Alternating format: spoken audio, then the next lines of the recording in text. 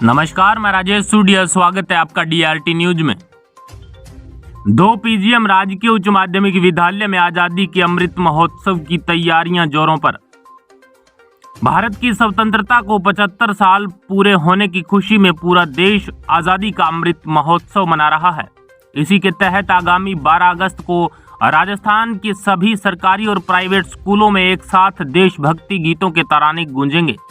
सभी स्कूलों में सुबह 10:15 बजे राष्ट्रीय गीत गाए जाएंगे। सरकार ने यह कार्यक्रम राज्य, जिला, ब्लॉक और विद्यालय स्तर पर करने की योजना तय की है। इस दौरान आयोजित होने वाले सभी कार्यक्रमों के वीडियो पोर्टल पर अपलोड किए जाएंगे। राष्ट्रगान के वीडियो भी वेबसाइट पर अपलोड किए जाएंगे।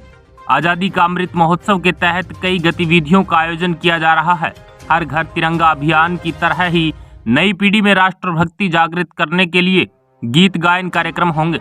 इनमें समस्त राजकीय और निजी विद्यालयों में एक साथ एक ही समय पर देशभक्ति गीतों का सामूहिक गायन किया जाएगा, जिसको लेकर श्री गंगानगर जिले के अनूपगढ़ तहसील के निकटवर्ती गांव 2 पीजीएम राजकीय उच्च माध्यमिक विद्यालय में भी तैयारियां जोरों शोरों पर है।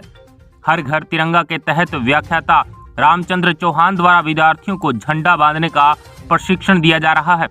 आइए विद्यालय के प्रधानाचार्य राकेश गोदारा और व्याख्याता कविता सरना से जानते हैं अमृत महोत्सव को लेकर विद्यालय में क्या क्या तैयारियां की जा रही है। आज़ादी का अमृत महोत्सव केंद्र सरकार के आदेशानुसार राज्य सरकार द्वारा जो गाइडलाइन जारी की गई है, 8 से 12 और 16 तक ये प्रोग्राम चलेगा। हर घर तिरंगा, इसके तहत हमारे विद्यालयों में जो राष्ट्रगान होता है, राष्ट्रगीत होता है, सारे जहाँ से अच्छा हिंदुस्तान हमारा, आओ बच्चों तुम्हें दिखाएं झांकी हिंदुस्तान की, हम होंगे कामयाब, झंडा ऊंचा रहे हमारा, ये कार्यक्रम आयोजित किए जाएंगे।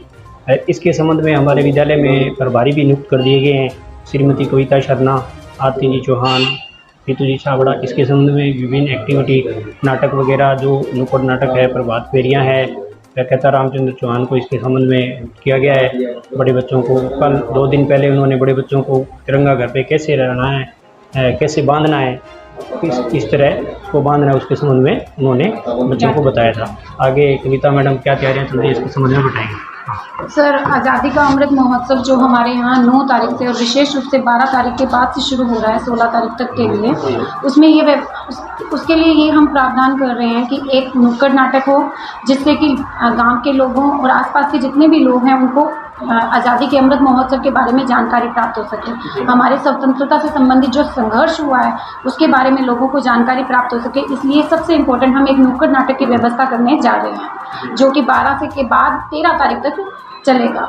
इसके बाद हम लोग कोशिश कर रहे हैं कि एक प्रभात फेरी का आयोजन किया जाए। उस प्रभात फेरी के माध्यम से, जिस तरीके से धार्मिक जो संगठन होते हैं वो प्रभात फेरियों के माध्यम से लोगों में जागरूकता लाते हैं, उसी प्रकार से हम भी कोशिश कर रहे हैं कि प्रभात फेरी के माध्यम से जागरूकता लाई जाए लोगों में, और उसके माध्यम से हम लोगों को प्रोत्साहित करना चाह रहे हैं विद्यार्थियों के माध्यम से, और इस तरीके के नुक्कड़ नाटक, प्रभात फेरी, रैली, इन सब के माध्यम से हम लोगों को प्रोत्साहित करना चाह रहे हैं कि वो आज़ादी के अमृत महोत्सव वाले दिन किसी भी तरीके से स्वयं प्रेरित होकर अपने घरों के ऊपर, अपने कार्यालयों के ऊपर तिरंगे झंडे को लहराएं, जिससे कि जो कि हमारी मतलब ये कह दीजिए पूरे के पूरे भारत देश की एकता का परिचायक होगा।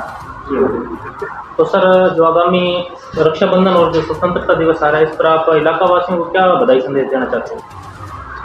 मैं इलाका वासियों को हमारे आज़ादी के अमृत महोत्सव और 75वीं वर्ष जो गांठ है उसकी बधाई देता हूं। इसके साथ साथ हमारे क्षेत्र में पशुओं का जो लंपी किसान परिवार, हमारे पास जो बच्चे आते हैं, किसान परिवार से जुड़े हुए बच्चे आते हैं, लंपी वायरस बीमारी पशुओं में फैल रही है, और मैं उनको आगाह करना चाहूँगा कि इसमें विशेष ध्यान रखें। और किसान इत्यादि परिवार हैं जो उनकी आर्थिक आय का मुख्य साधन होता है, और भाई बहन के प्रतीक के रूप में रक्षाबंधन त्यौहार आ रहा है, उसकी भी इलाका वासियों को पूरी मेरी तरफ से बहुत बहुत शुभकामनाएं। धन्यवाद।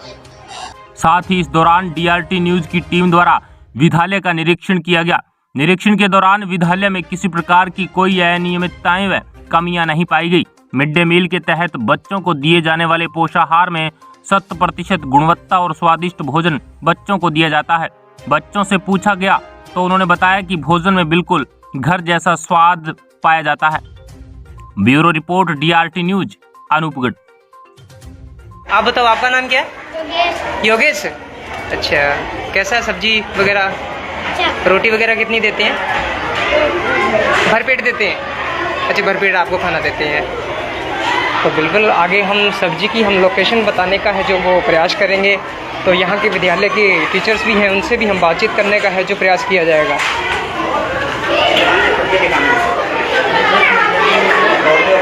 सब्जी चेक करवाए।